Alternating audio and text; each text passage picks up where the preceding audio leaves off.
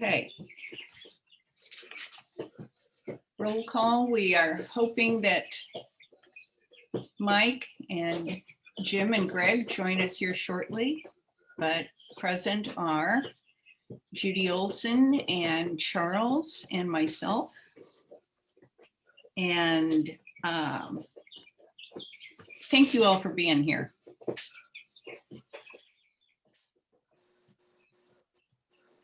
Have a moment of silence.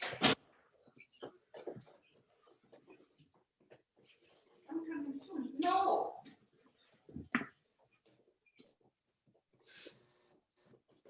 Okay, an open session. Do we have anybody who wants to speak at this point? You have 3 minutes. Mike. I would like to speak. I want to speak on behalf of the microgrid virtual conference tomorrow. As we go down the road in future years, we're going to see more and more demand placed on our electric grid, both here on Lummi Island and on the mainland. We've got electric cars coming. We want to be resilient to power outages due to climate change, fires, things that they're seeing in other parts of the country. And hopefully we'll have an electric ferry someday in the future that I think everybody's pulling for. I don't know when that's going to be. Microgrids are a way to generate power in place, whether it be solar or wind or water, and to store that in place on Lummi Island and use it for those 3 purposes that I talked about, charging different places and for short-term power outages, just to get us over the hump. And there's ways to isolate portions of the island to provide essential services for small geographic areas. So I want to thank Rayma and Charles and Judy for helping to bring this together, and LIFAC. It will happen tomorrow for an hour and a half starting at 10:30. We are going to make a video of it and post that for wide distribution the next day. Mary Ross is doing the honors for us. It's a pretty good program that we've got set up. Charles will make the introductions of our keynote speaker, who is the general manager of Workers Power and Light, and is a real I can't hear anything. Hi, Mike. Can you hear me? Can you hear me, Raymond? I can hear you. Okay, I am going to continue. The general manager of Workers Power and Light will turn it over to his chief of operations and planning, who will talk about their recently installed microgrid on Decatur Island to provide that resiliency. They in turn will turn it over to PSC, and we're now up to 7 representatives of all different departments of PSC. They're really excited about this, and they want to help us in any way that they can. So those are good partners to have. We'll have representatives of Can you hear me? Yeah. Can't hear anybody. LICA It's and crazy.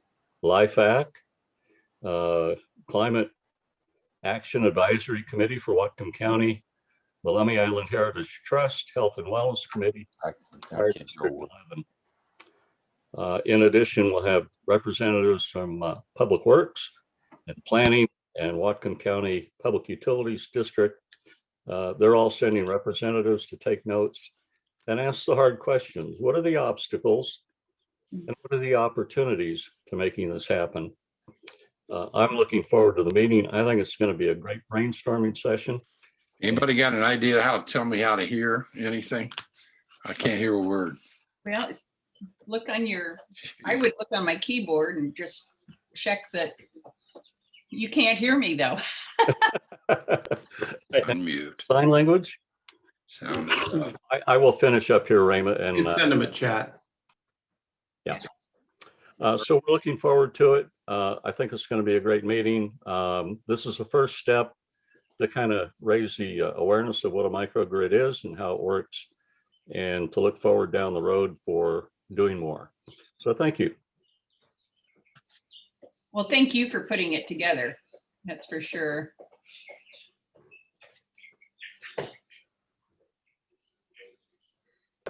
There you go. Is everybody trying to help Mike? I can hear you now. I can hear you now. Yay. Okay, good. I didn't want to do the minutes. So, I have no idea why I can hear you, but I just can't. good. Good. Well, thank you for joining us. So any other comments during open session? I see none. And we just, let's see, we had Mike join us here. And I want to say, Mike, awesome job on those minutes. It was just like being there. Were there any corrections or approved as sent in that draft?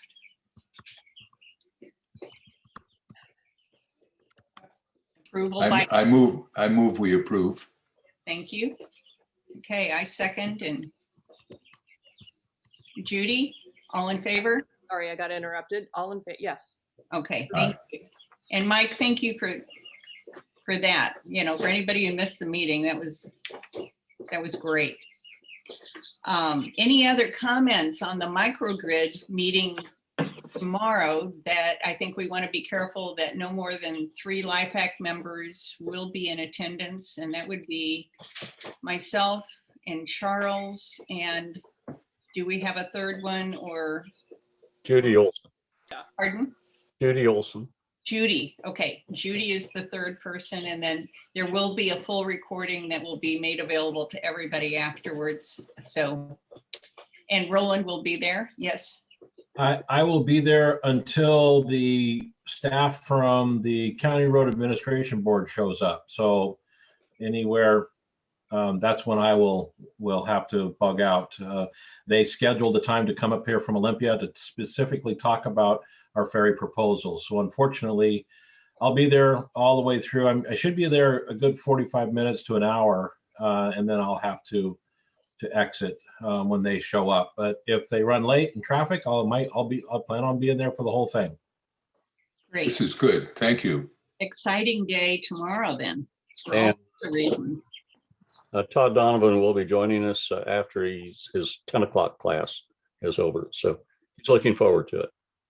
Great. And again, there'll be a full recording of all of it. So thank you, Mike, for setting this up. And Mike, maybe you should send your informational sheet to all the LIFAC members if you haven't, not just those who are attending. I will do So that. they know. Thank Okay, thanks. Any other internal business to attend to at this point? Yes, Judy.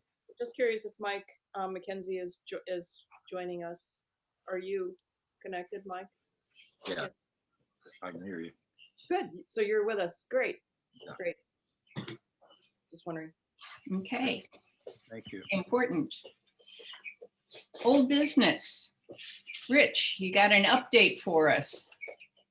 Yeah, I'll probably make it fairly brief as I'm excited to sort of jump into Randy's report. But what I could share with you is that we went out for some more on-call employees on the ferry. We did this because we got a busy season coming on. We've also got a couple of crew members that have been out with injuries.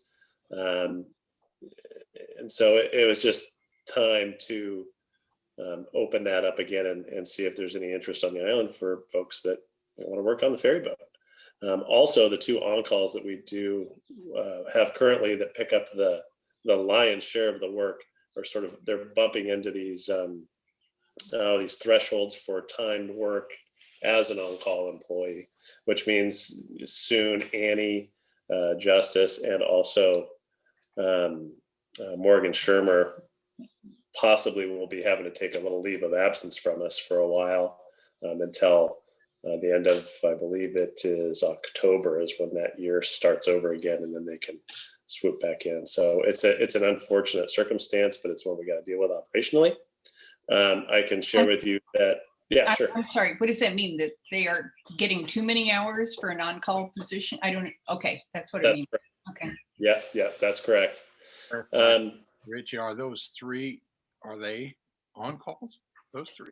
So we have currently for deck work, we have 3 on-calls that pick up most of that work, which is Dan Ohms, and then there's Annie Justice and Morgan Shermer. And Morgan and Annie are really the 2 that get the lion's share of the shifts. And they're both going to be in jeopardy of bumping up against those thresholds. So it's something they're aware of. We've had to deal with it in the past, but also because of injuries and whatnot, we need to have a little bit deeper bench. So, but the good news is we posted for a couple of weeks and we got 8 people that are interested in working on the ferry. And we're going to vet them and interview them soon. And you're going to be seeing some new faces. Okay. But Rich, one question. What do current on-calls need to do if they wanted to move up to full-time? Is that within the possibility so they could begin this career ladder that you've talked about in previous times? To answer your question quite bluntly, Charles, is folks either need to retire or quit, is basically, or move on to other pastures. That's the only possibility for folks to move up. Okay, thanks.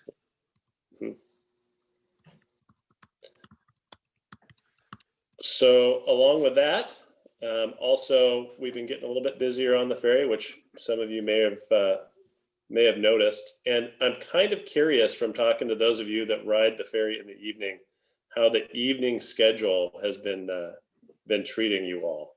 It seems like there's been an uptick in traffic, and I'm just trying to get a pulse of what that looks like to you guys. I don't know that we have any quote unquote commuters here that come home in the afternoon, Rich. Okay. Yeah, I'm a work at home, go off on occasion, so I can't really speak. But I have noticed off-going traffic backing up in mid mornings. Yeah. That's Yeah, not all I got. Yeah. Me too. Yeah, I'm not riding the ferry much, but I'm really always holding my breath when I go try to get on it. Yeah. Yeah, okay.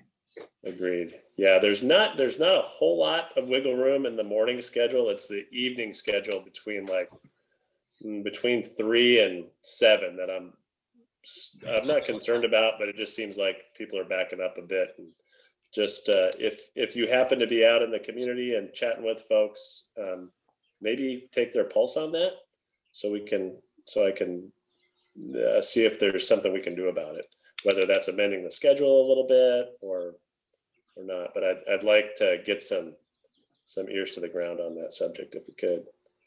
So technically, technically, Go ahead, Judy. we're still not back on a regular schedule. Are we still on a COVID version 2 schedule pretty much, or what are we on? So no, to answer your question, Judy, is what we've done is we went back to the regular schedule during the day shift because it's a clock facing schedule. Right. Meaning it left the island on the hour. And the old schedule that we had before COVID was a little mucky in our opinion as crew, and it also I think in the public as well. And so what we did was we amended the evening schedule to reflect that same clock facing theme, which seems to be working pretty well. It's more of an on-demand theme as well, sort of more like the weekend schedule. So it's sort of a mix of the weekend, what the weekend schedule would be, and also more scheduled runs within that. Okay. Does that answer your question? Yeah, I think so. Okay. Aside from that, it's been pretty quiet as far as any new news to report. I mean, I can, if you guys have any other questions, I can jump into the Santa Can portion of our LIFAC meeting, which is we are committed to providing a can from May 31st, which is Memorial Day, I believe, right? Through dry dock. So, and then with that, we'll kind of take a, look at that and see if there's any other expense that's incurred beyond what the bid price, the estimate price is for that time, which I believe was about $4,500. But if we start getting charges because of vandalism or because of overuse or whatnot, we may want to look at that again. But so our pilot program for having a restroom on Gooseberry Point was heard loud and clear by LIFAC, and we're dedicated to providing it. What are the months of the pilot? We're going to start Memorial Day weekend, so May 31st, and we will go through dry dock, which, as you all remember, we typically have one there during dry dock anyways. Mhm.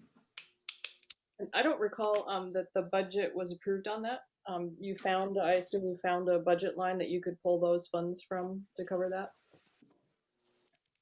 Yep.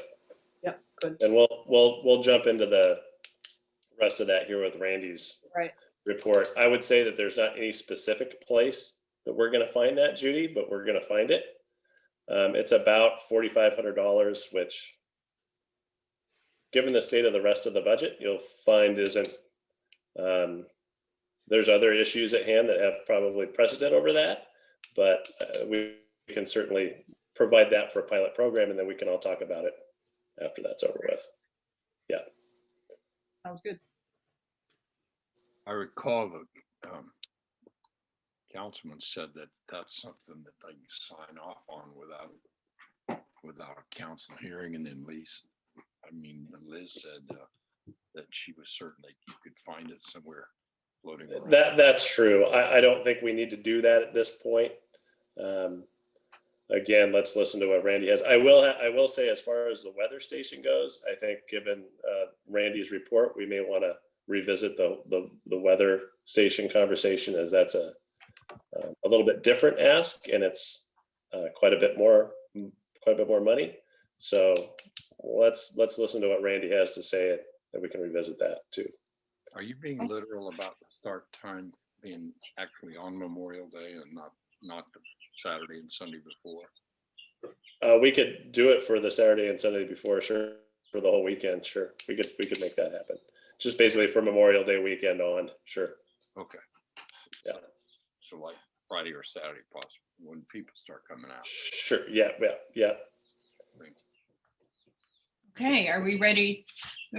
Are we ready to move on to Randy? Any more on the weather station, or we're just putting that on pause for the time being? I think the best thing to do is to put that on pause for the time being, and let's chew on what Randy has to say about our budget and where that's at, and then let's discuss it further after that. Thanks. Thank you. Okay, Randy, and I just made you a host, so if you want to share your screen or. Oh, wonderful. Yeah, I will share my screen for sure. Thank you. I'd just like to start off by saying thank you for inviting me out to report out on this ferry report. And let me see here. Let me make sure. There we go. Report out on this ferry report that encompasses years 2020 as well as 2019. I hope this is showing up for everybody in my PDF. And just so that I can tell, can you see if I highlight something, does that show on your screen? Wonderful. All right. Well, I hope that you all had a chance to review this ahead of time. There's a lot of information in here. I won't go over all of it. Perhaps just a few highlights here and there, and I will be taking questions too, because I know that it's always valuable time to be able to ask questions. One of the first things that you may notice about this report, if you've looked at it in the past, is this last bullet here on page 2 about unrealized gains and loss in investments. And I will say that I put the note in there so that when you look at the financial section of things. It's a little explanation for why interest may be a little different than it was in prior years, because it's just being included as part of the calculation where it was not before. And to be honest with you, this actually helped. It helped your numbers as far as your fare box calculation. It increased how much you guys had put into what the fare box calculation yielded over the years by just a little bit. Like I said, overall, there wasn't much change, but to those of you who are reading this new, that's part of this. So we'll start off with a snapshot of the 2020 financial year. And I apologize, I just realized as I was doing this that I did not put in a snapshot for the 2019, which was a great year. 2019, I will say, I don't have it up in front of me. Oh, maybe I can get it there. Has had an operating gain of almost $200,000. And operating gain is what we see in our fund balance. This year for 2020 with COVID present, you can see our fares were about $1.1 million. We got our ferry deficit reimbursement money that was fairly consistent with the past, as well as the road fund 45%. And this all led to an operating expenditure total of almost $3.2 million. This year, we did post a loss of $300,000. So we'll go into that a little bit more. Let's talk first, though, about revenues. You can see in the total revenue graph here how COVID really did hit the fare box numbers for the year. Let's see if I can, does that make it bigger for you guys? Wonderful. Okay. You can see that it really hit the fare box numbers. But also I thought it was important to note that 2018 was a high year for revenue for the ferry, and that 2019 had about a $70,000 drop in revenue, just with little less ridership. I think we'll see that in a minute. So 2019 was down a little bit. For these purposes, I have taken kind of a moderate kind of mixed projection for 2021 and for and then an increase in that for 2022. Obviously, it's I don't have any better crystal ball than anybody else, but I have spent a lot of time looking at the numbers, so it's something that you guys get to see. Move on to the expenditures page. While revenues did go down, expenditures did not go down. And in fact, they were higher than the 2018 number. This, and we're up by about $200,000 from 2019. This represents in part I believe a new ferry contract was negotiated in this time. There were, some repairs and maintenance that needed to be taken care of. And honestly, not, let's see, many of the shutdowns and the slowdowns did not impact the expenses as far as lowering those expenses commensurate with the service.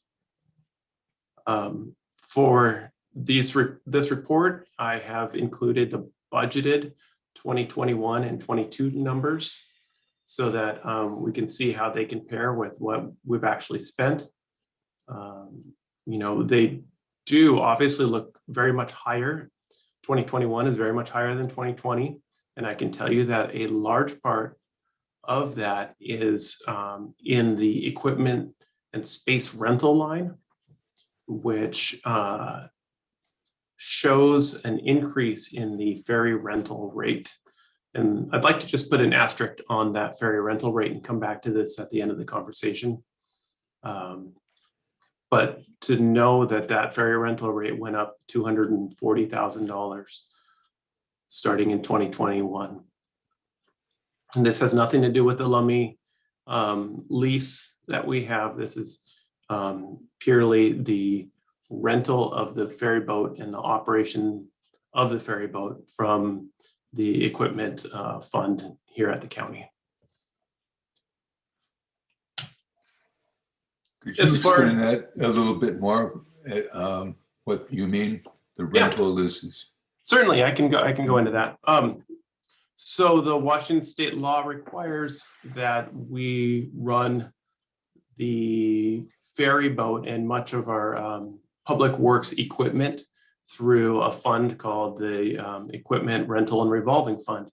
It is essentially the ER&R fund, if I can use a shorthand there, is the owner of the ferry. And they're also the owner of all of our bulldozers and dump trucks and all of that sort of thing. But they own the ferry, and they provide, with that ferry ownership, they provide the fuel, they provide the dry docking, they pay for the dry docking expenditures, and they pay for any repairs that you experience throughout the year as an owner of that vessel. In return for that, they charge the ferry a rental rate every year. And that rental rate for the past, probably, I think I'll show on a later, actually, you guys should be able to see this here. Does this show a new screen for you? Yeah. Okay.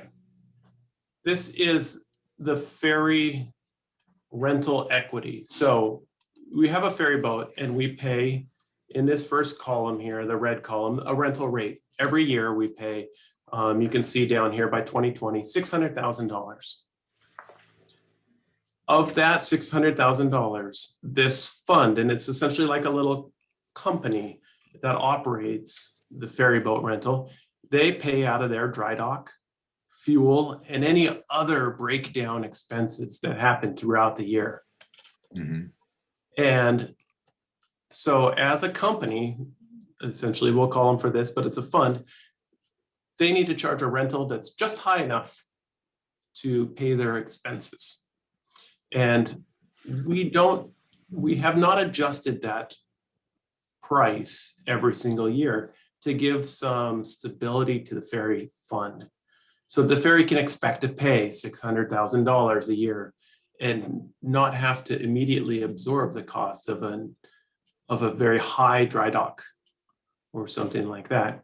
And so you can see, for example, in 2013, we paid $600,000 of ferry rental, and they paid out $350,000 for dry dock, $176,000 for fuel. And they totaled about $581,000 of expenses. So they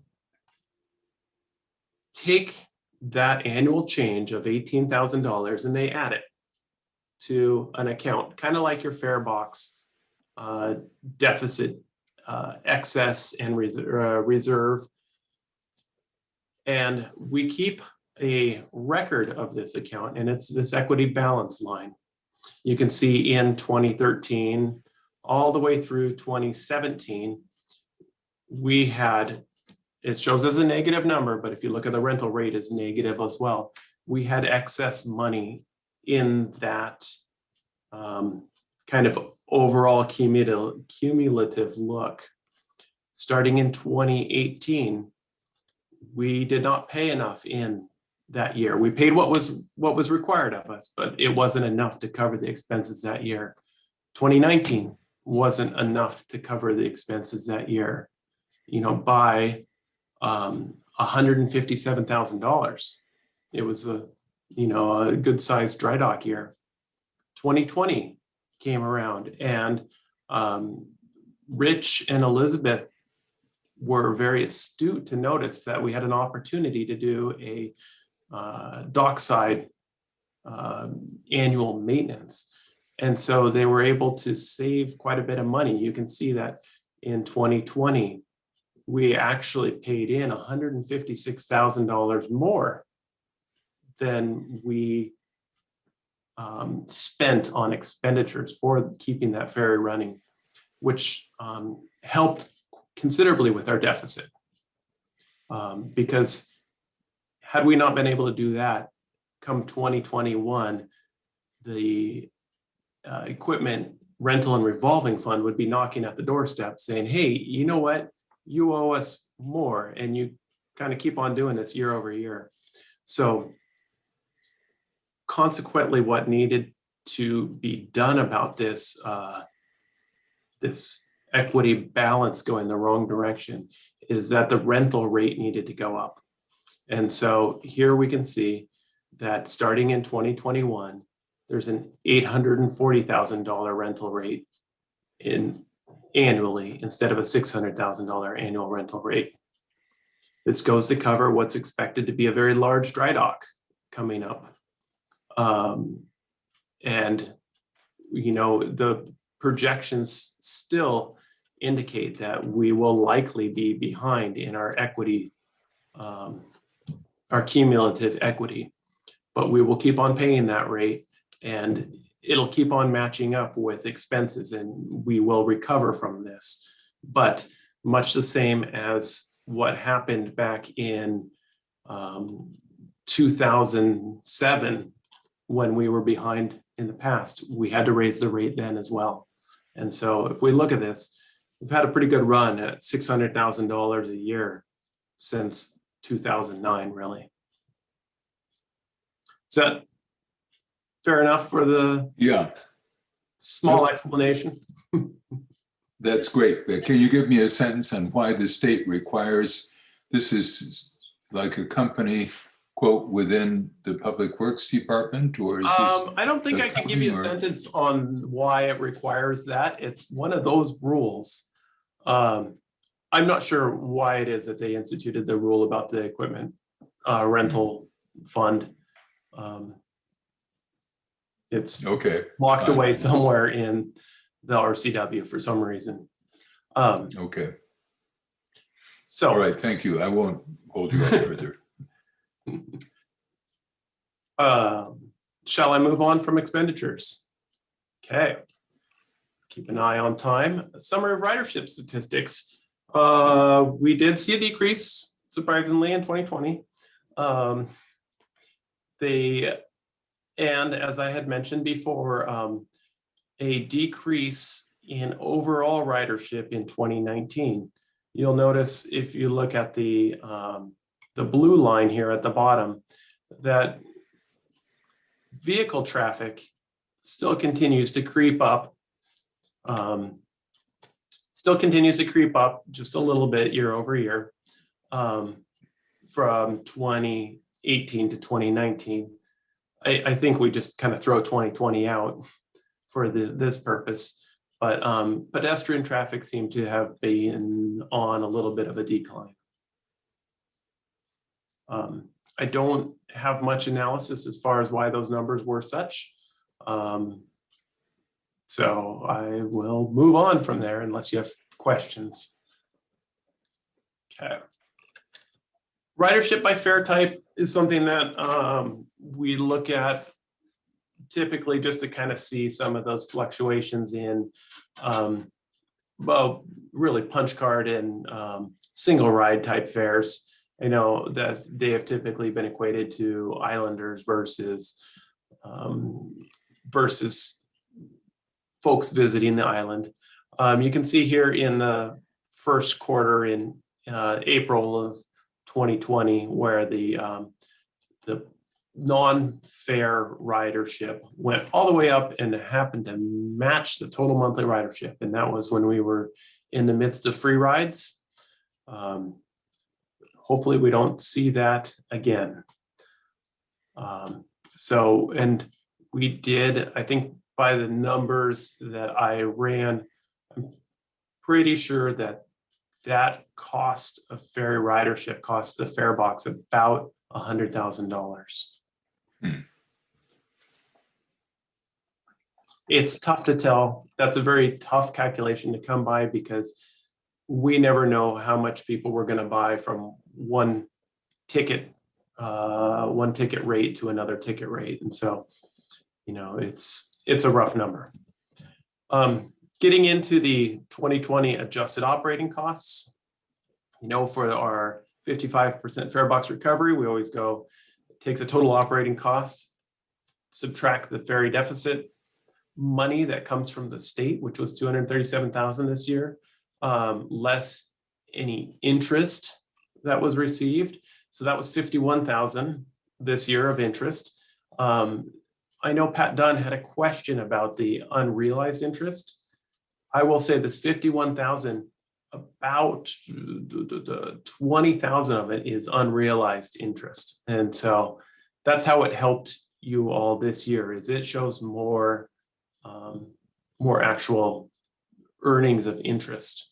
And when we say unrealized, we mean that the ferry fund's excess money is invested.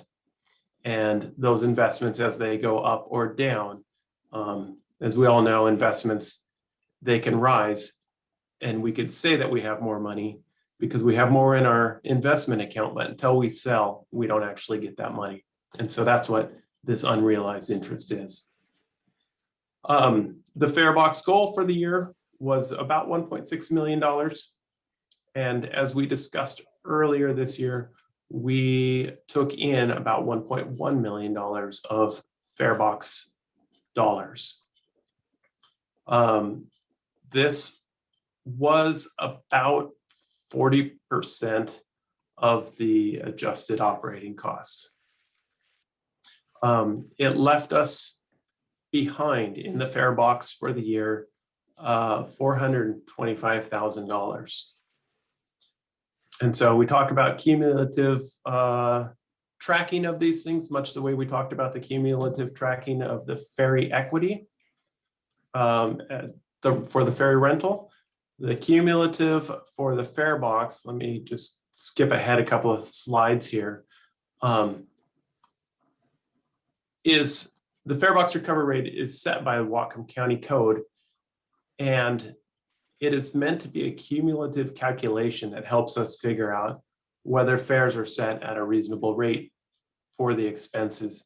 2019, we saw increases in the cumulative excess fare. So essentially more fare had been collected than the county council had anticipated or had set as a goal for the ferry by about $420,000. This fare box excess was wiped out this year with the 2020 revenues that were brought in by the fares. And it leaves that cumulative short by about $9,000. Now, this isn't something to take that short by $9,000 is not something that I would say is something to take action on, just like in the past where it went up to 400,000, we didn't take action and say, okay, well, we better, you know, it's getting too high, we need to make changes here. But it is meant to be an indicator and to help us make decisions as far as what the future looks like. So 2020 is a little short, and we'll have to take a look at how things go into the future for this. We have let me see here, what the best way to discuss some of this is. You know, I think that when I skipped over, I know this is why I was thrown off a little bit. I think I skipped over the overview of the ferry fund balance because I want to show you all where we're at with the ferry fund. The slide in front of you shows that in the end of 2019, we had a $2.7 million balance, fund balance in there. Keep in mind, the fund balance is in place for challenges that come up, you know, much like the COVID year. And the fund balance is separate from the fare box recovery description and calculation. Come 2020, we said, you know, as I noted at the beginning of the presentation, that we lost about 300,000. You can see there's a 300,000 dip in the fund balance. My projections for 2021 and 2022 are that it will continue to dip. And it will continue to go down. And I will say that this is the first time that those projections have looked like that I've been doing this. But this is also the first time that we've made a pretty significant increase in our expenditures. And that is, once again, that increase in ferry rental rate, primarily.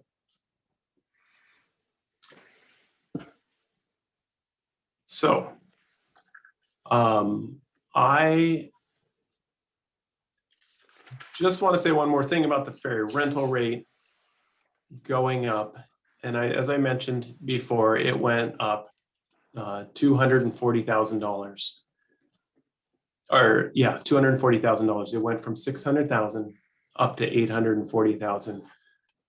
And I just wanted to make a note that that 240,000, when we're talking about a 55% fare box recovery rate, it puts an extra $132,000 burden on the fare box recovery goal that's set for the year.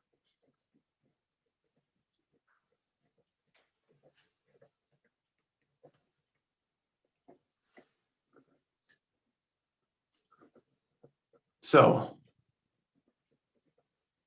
outside of this report, in trying to do a little analysis to give you guys some information, I have looked into, given our ticket model that we have, what it kind of takes. You know, I said in the beginning about that, you know, I expected about a $1.4 million revenue for fare box recovery, for fare box collection in 2021. What I'm using to get there is this fare revenue model that we used for, we use the same thing when we talk about, when we've talked about fare changes in the past.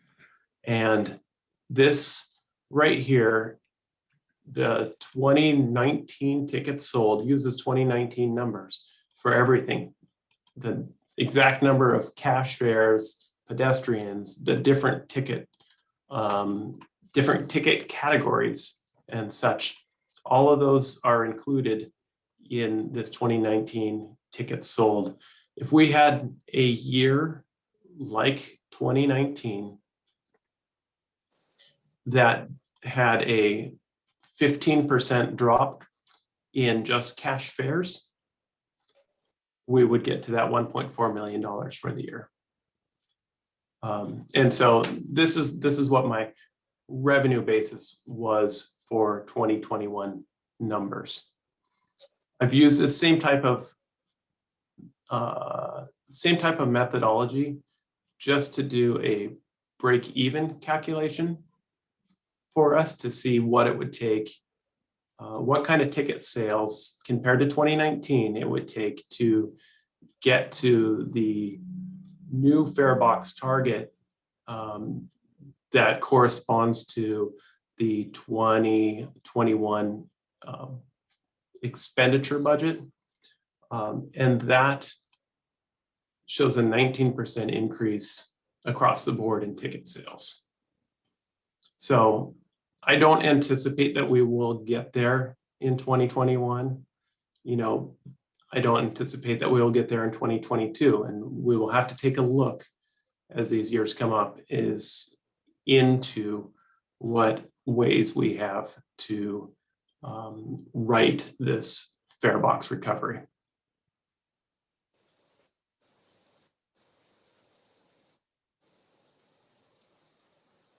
So what are our options to deal with this? Are we just sort of wait and see, or are there things the county is thinking of now to deal with this upcoming situation? You know, I think that it is, I think that it's, in my opinion, it's prudent to see, it's prudent to see where it is that we come out of 2021. You know, but that is in keeping in mind that coming into 2022, we want to have a real solid plan about how to address this in the future. We should have a sense by the end of October about where summer fairs went. We get a chance to see, did summer fairs rebound completely? You know, did people realize that they can work away from home often enough that they're coming out to VRBOs and spending their time on the island? What does that look like? Because without knowing or having good data as far as what our future sales essentially might trend towards, it's really hard to say what exactly the right solution for it is. So that's where I'm going to start. So we should have this on the agenda in our October meeting to see how summer ticket sales went. Is that what you're saying? I'm not sure if the October meeting is going to be where it would be. I would want to chat with operations first to see about when they can get numbers together and that sort of stuff. Right. I don't Okay. know how quickly the numbers come in for the monthly numbers.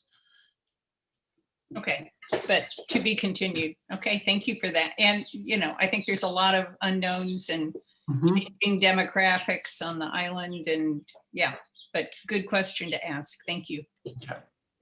I guess one last thing while I have it up here is I have here just some ridership statistics as far as by month goes, because I don't know, I like statistics. I like looking at numbers. Rich can attest to that. And since I have a spreadsheet for this, I thought I might as well include it. But this PDF here shows the really the, you know, January, February, March, so on and so forth, year over year. And as you can see, you know, 10,000, 12,000. So we're down just a little, we're down about 2,000-ish rides in 2020 and 2021. Now, granted, 2020, COVID hadn't hit at this time in January of 2020. There was shouldn't have been any impact in ridership at that time. And even in February, where you can see they were kind of back up again. But so it's hard to say what things might look like as we recover. But you know, there's hope for these summer months again.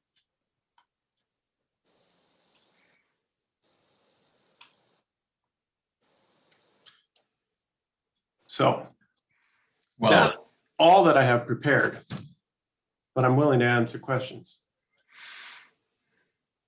Great, I thank you for that. And thank you for looking into it all in such depth that I think that's, Oh yeah, you're welcome. I appreciate that. And thank you for being with us here tonight. Are there questions from anybody at this point? Charles. yeah, I just go back to this question of, first of all, thank you. This is very thorough, and now I'll go back and study the whole report, having this wonderful overview. Is there anything that we LIFAC can be doing now to anticipate if the situation, if 2021 turns out to be, you know, closer to 2020 than 2019,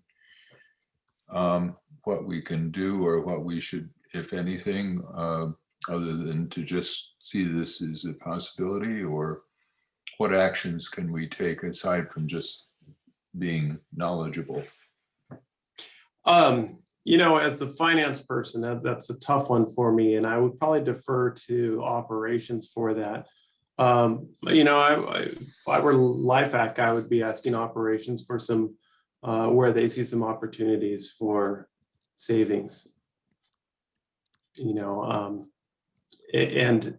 As Rich said during the restroom discussion, the 4,500 of restroom is not much when you're talking about, a $300,000 loss. But it might take some innovation from operations staff to try and figure out where these might come from. I'm wondering if there's anything I can't think of anything offhand we could do to increase ridership. I mean, there's basically underutilized capacity here. And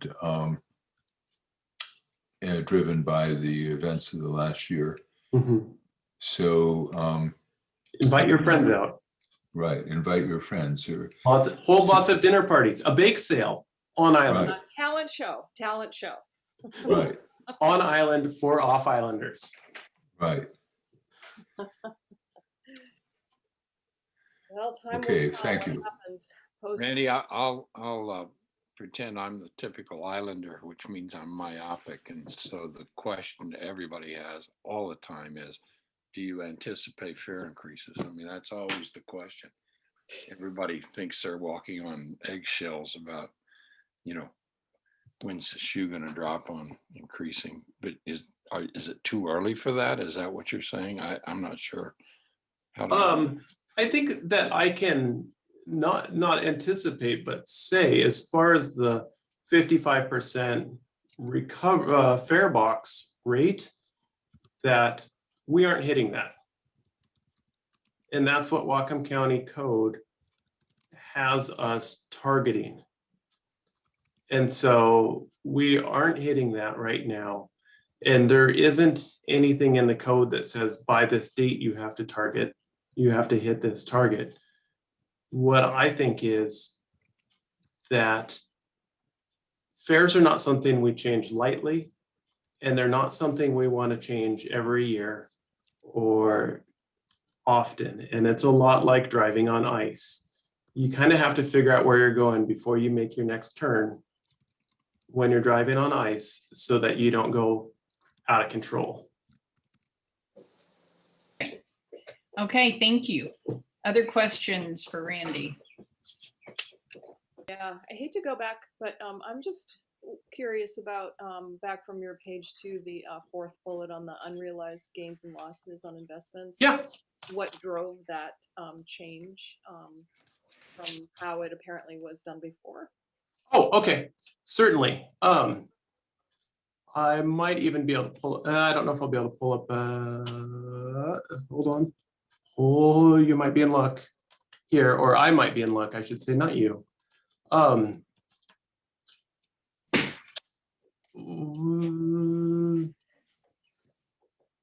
guess I'm asking how did it work before, and why was a change Yeah, made? perfect. Okay, so how it worked before is just not too long ago. I think it says in 2013, accounting wise, we had to, and by the way, Rayma, I know you have to leave. Thank you very much for. Thank you. I'm gonna make, actually, if you're a host, Randy, can you make Charles the host here in just a minute? Certainly. Thank you. Okay. Okay. All right, the unrealized gain and loss in 2013, the accounting requirements said that we needed to start recognizing the fact that an investment account had more money in it, and it could be a gain to us, or it could be a loss to us, even though it's not necessarily, it's not until we sell it. And so for a couple of years, starting this, when I came on board, it was something that doesn't get booked until we figure out what all the balances were and who had what. So it comes kind of late in the financial preparation. And it was something that it was never realized for the fund. And so my first take on that was to not include it because it wasn't an income that we had in hand. It helps reduce the amount needed for the fare box target. But this year, it was one of those things, that realization of looking at the 2 years going, you know what, we're recording an income every year of this money, and some years we've had losses. I think that if you look here on the interest earnings in 2013, there was a loss in interest. That was unrealized. We never sold the investments during that time. So, that's why it was kept out for a long time, because it didn't seem to make sense. But it was really tough for me to reconcile, because as accountants, we like to make things all line up. And when you're talking about revenues minus expenses equals the fund balance, or the change in fund balance, I always had to put a line in there that said, oh, this is going to be off a little bit, and it may be off 50,000 or it may be off 2,000 because of these changes. And that 50,000 one year will go down to 4,000 the next year, and then it'll go up. It just swings with the market. Does that answer your question? Yeah, it's way out there in the stratosphere for me, but I think I follow the yep, makes sense. Okay. One final question, Randy. Yes. We're of course getting a new ferry, and we hope that it will be cheaper to run. So this is an argument for getting it sooner rather than later. But I realize this is, I'm saying this somewhat tongue in cheek here, given how we're on a trajectory to get a new ferry by no earlier than 2026. So if we can somehow plan this to get to that point. Yeah. Okay. I think that I have heard that our our dry docking expenses should be smaller once we're on the new ferry and such. So right. It will definitely throw a little bit of chaos into the calculations, because we will have what we have known, and there will be totally new being added to it. So. Right. Right. Okay. I guess that I'm now supposed to say it's time, if there are no more questions. Thank you very much. Any other questions? If not, thank you very much. Thank you. We were really grateful to your attention and your clarity of explanation. I think we get it. Okay. So now, next is Roland. Well, good evening, everyone. Let's see. I think on the agenda, the CRAB application, the funding plan, and the concept design. We'll start with that. The CRAB funding plan is moving forward. As you all know, the County Council passed by resolution the adoption of moving forward with the build grant application, as well as the financial plan for the build grant, and that's moving forward. Tomorrow, as I mentioned before, staff from the County Road Administration Board, CRAB, is coming up to look at the ferry, and I'll be having an opportunity to talk to them about the years of work that you all did in getting the level of service done. We had met with the up and coming, or I should say, about to retire executive, CRAB executive, John Costner, who's retiring next month, unfortunately. But he came up right when you're finishing up the level of service and was greatly impressed with everything that was done. So we plan on impressing the current staff tomorrow with that information. And then they'll go out and take a little ride on the boat and take a look at the actual what's happening there. So that's moving forward. We went through the presentation with the county engineer, who will be giving the presentation next 2 weeks. No, next week, Thursday and or Friday, I believe it's the 22nd, he's giving a presentation to the County Road Administration Board itself, and what we'll be doing in our year 2, for those of you that kept that information handy. He will be asking CRAB to move forward with an ask by CRAB to the legislature to have a call for projects. And once they do that, we'll submit the application to CRAB for that funding, which will be into next biennium's fund. So that's what's happening with the CRAB. I don't know exactly what's happening with the conceptual design public meeting. Rich, do you have anything? I've not talked to Liz about, I know that's still being worked on, but I'm not sure where it stands. Sorry about that, Roland. You cut out over here on my end of things for just a moment. Yeah, no, I haven't spoken with Liz since the last LIFAC meeting about where we're headed to with that public meeting. I know that Marie has generated some examples and an example of a format that I believe was shared with Rama. As far as when we want to do it, we haven't discussed exactly when yet. Okay. But we'll have something for you by next LIFAC meeting, a better schedule and a plan on putting that together. We already talked to KPFF about hosting that and doing that hosting the meeting and setting that up. So it's moving forward. I just am unable to give you an update because it wasn't on my to-do list to ask Liz about it, and she's been handling that. But it is being worked on, I can assure you. The overall funding, I want to start with the state legislature. The House it recently passed substitute bill, House Bill 1564, and they're creating a new motor vehicle fund. And this is to fund the Miles Ahead Washington account.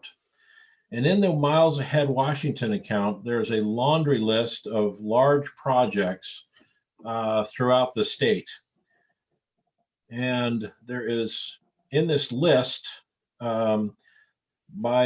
it's called the LEAP transportation document. LEAP stands for Legislative Evaluation and Accountability Program.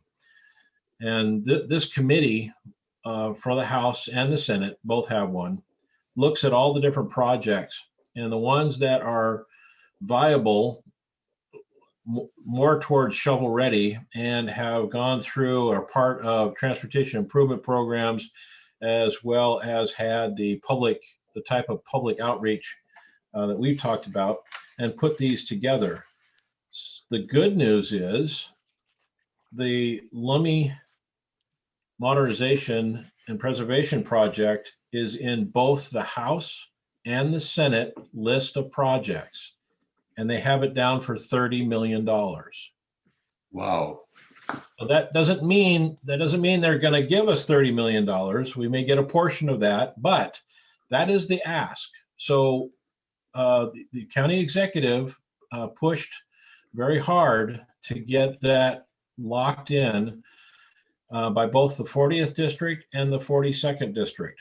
And I will send you an email in the next week or so listing out who's worked on this. And so your legislators for the 40th district and the 42nd district, you're in the 42nd district, but virtually everyone that works in the Bellingham area is in the 40th district, is in the 40th. So we got, we all, mainly you, got support in our bill grant from both 40th district legislators and 42nd district legislators. My suggestion is to write the Senate, the senators for both those districts and the legislators for both those districts to thank them for getting this in the LEAP documents, the April 6th for the Senate and the March 31st for the House. And I will, and as I said, I'll send you an email with all this information so you can craft your letters of thank you to them. And then, of course, ask that once the fund is, once appropriations and budget is done for that fund, please add our project as a funded project, not just in the list of hopefuls, but in a list of funded. Yeah, Chris. You're still muted. Bye. Oh, Have bye. to go. But Okay. we're just great to see y'all. Yeah, thanks, Mhm. Chris. Thanks for coming. Keep it on. up. So Yeah. long. Thanks, Chris. So that's the state. And when we got this good news, I was using the analogy with John Hutchings that, we don't count our chickens before they hatch, but at least we look in the nest and there's eggs in the nest. Where for years we've looked at the nest and all we've had is chicken droppings really left for us. We didn't have any eggs even to count. So there's 2 eggs right there. The third one, I'm going to move on to, there's 2 different areas. There is a transportation and infrastructure through the United States Congress. And they have opened up what they're calling member designated projects. So the Senate and the House have both decided that they're tired of the executive branch taking all the credit for building things when they're the ones signing the checks. So they've gone back to straight up earmarks. They're not even being bashful about it. They're going to pull together projects. So the word went out for your legislative or congressional district number 1. Right next door is congressional district number 2, just like the 42nd and 40th districts. So in number 1 is Representative Del Benny. And we submitted a request for this project to be one of her projects that she earmarks towards the budget. In addition, we sent it to Representative Larson, who, and I believe Charles even talked to him about that at one point. Yeah. On top of that, there is for local transportation priorities, community project funding. So this is a separate, one is in appropriations, one is in transportation. They're in 2 different committees, 2 different processes, 2 different opportunities. So besides the 2 eggs we have in the legislature, we have another 2 eggs from the feds. So that's 4 eggs in the nest. Those are 80% funds, 20% match. And so of the 33 approximate million, we are asking for 26 million from those. Those applications went in, they were received.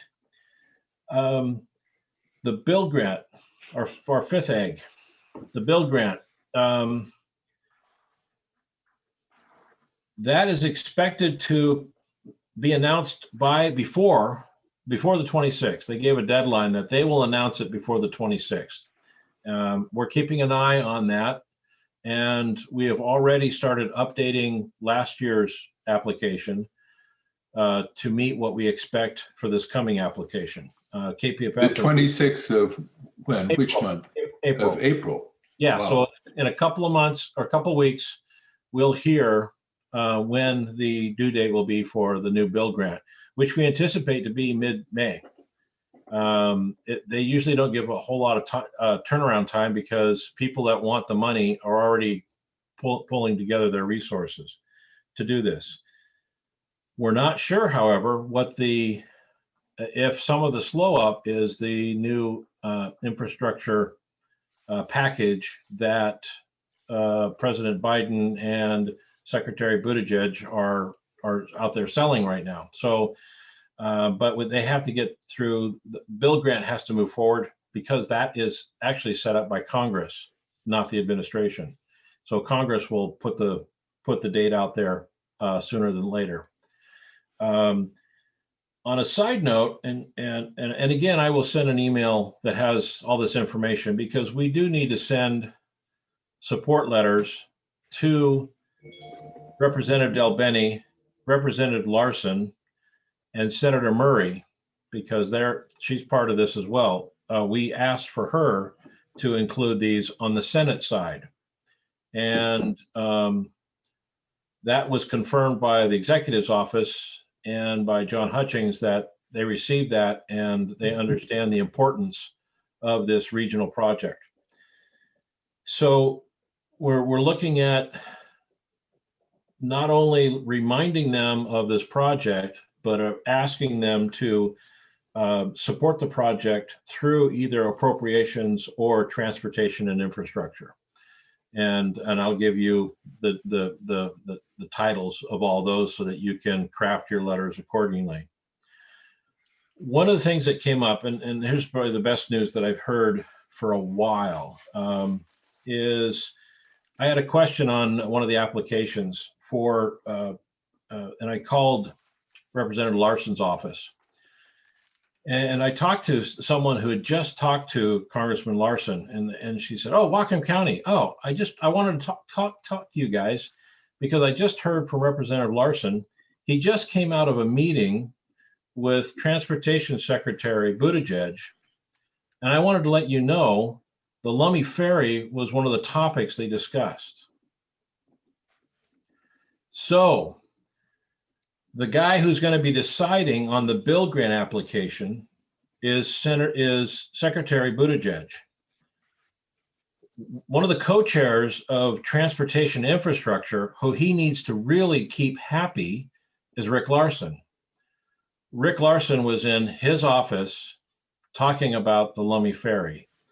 So again, you can't count those eggs, but there's some really big, beautiful, gorgeous eggs in our nest right now. More so than I've ever seen for Swift Creek, Birch Bay, any of the big projects that we brought to fruition. You have done your job in letting people know the honest need for this project. You've done your job in letting people know straight up why it's important and gone through the public process. And those of you going all the way back to Mike McKenzie on your first go around, and bless you for jumping in again. All that work is paying off. People are paying attention and you're going to get funded. It's going to happen. I don't know from where. It may come from 12 different sources. But if we only get 4 million from this person and 6 million from that person and 4 million, we'll add it all together and we'll get it together to do this. But hearing her voice, Representative Larson's staff person, Jen Rogers, she was almost giddy when she was talking. She was so thrilled that Whatcom County happened to call her because she wanted to tell this great news of, hey, he's right there. He's fighting for you. And the thing is, Lummi Island isn't even in his district anymore. So, and he continues to fight for his old constituents because it is just a straight up good, honest project. So that's my report. I will be sending you the information on all these different grants and requests that we've put out. We've done 1, 2, 3, 4 requests. We'll do the bill grant as number 5. Oh, Plus the House and Senate legislature. That's settings that we're moving forward with. well, this is wonderful. I can just add, last year I had a chance to talk with Governor Inslee about this, and he put me in touch with someone that I put Liz in touch with.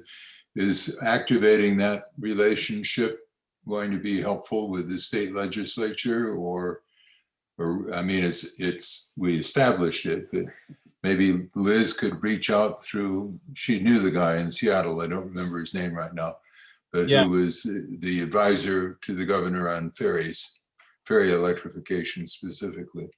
She is, and all of those connections are important because if we have another big, large, multi-million-dollar project happening off of Sumas Mountain. And it just happens that my stepfather, who used to be a PUD commissioner in Grant County, knows the current one of their legislators.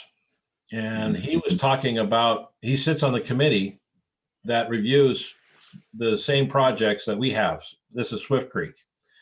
And he brought up that, you know, we're paying millions of dollars for this Swift Creek thing, and he has a bridge he's trying to get repaired in his thing. So what happened was, when I was over visiting my stepfather, he asked me what's Swift Creek, and I explained the whole thing to him. Well, they went fishing like a month later, and at this last session, when Swift Creek came up, everyone turned their head to wait for Mr. Johnson, or whatever his name is, to start screaming and yelling about Swift Creek, and he didn't say anything. And they all wondered why. And they said, well, my fishing buddy explained to me what was going on there. Now, I'm telling you that story because those connections that Charles was just talking about are very important, because as we're going through and as we continue to educate everybody about the importance of this ferry and this whole system, all of those connections come back, and this state gets very small at that point. And everyone will know the importance of the Lummi Ferry. And so any of those connections that come up, pass them our way. And Tyler, Satpal, Jed, I, Liz, somebody will reach out and talk to that person and just kind of chat them up a little bit about it. So that's my full report. I think I already told you about my talk with Patty Murray about this. And today I had an email from Rick Larson's office. Well, anyway, through an intermediary wanting to follow up on this. So whenever you get your email out, I think we can all follow up in our various ways.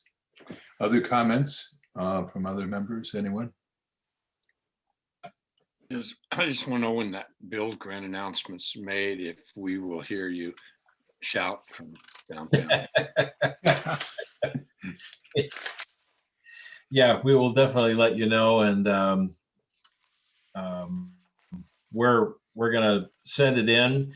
And then, so there'll be, again, in August, September, we'll want to start contacting Senator Murray, Senator Cantwell, Larson, Del Benny, to start running into Secretary Buttigieg and saying, hey, you know that Lummi Ferry we were talking about last year? That build grant's sitting on your desk, right? You need a pen? Here's a pen if you need to sign that.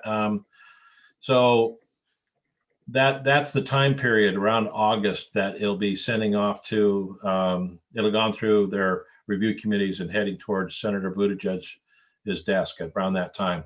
And then we'll hear the announcement, hopefully a favorable announcement in October. Well, I like your egg analogy, and also that in this case, you're not putting all your eggs in the same basket. So thank you. Right. Other comments before if they all say yes, we'll end up with $148 million. So we'll have to figure out who gives us the best rate. So. We will go for full electrification and power on both sides. I figured you'd figure out some way of spending it, Charles, and Randy would figure out which budget to put it in. Right. Okay. Well, thank you. I thank you very much. This is very, very positive. Other comments before we move on to the last item? Roland, really quickly, will you tell me your email address, please? Yes, rmiddlet @co.wacom.wa.us. Thank you. Okay, the last item is public awareness, and this is the tome deadline, which we do every time. And Mike, do you want to comment on that? Or Rayma didn't give me anything to say about this other than we collectively need to do this. Yeah, we don't spend any time on that. I'll talk to her, and if she sends that in, I think it should come from the chair. Right. You know, Oh, I agree. I'll just chat with her about it. Okay, but since you're doing the minutes, you can tell her what has transpired, since she had to bow out. Any other comments? If not, can I have a motion to adjourn our meeting? Motion to adjourn. Okay, a second? I second.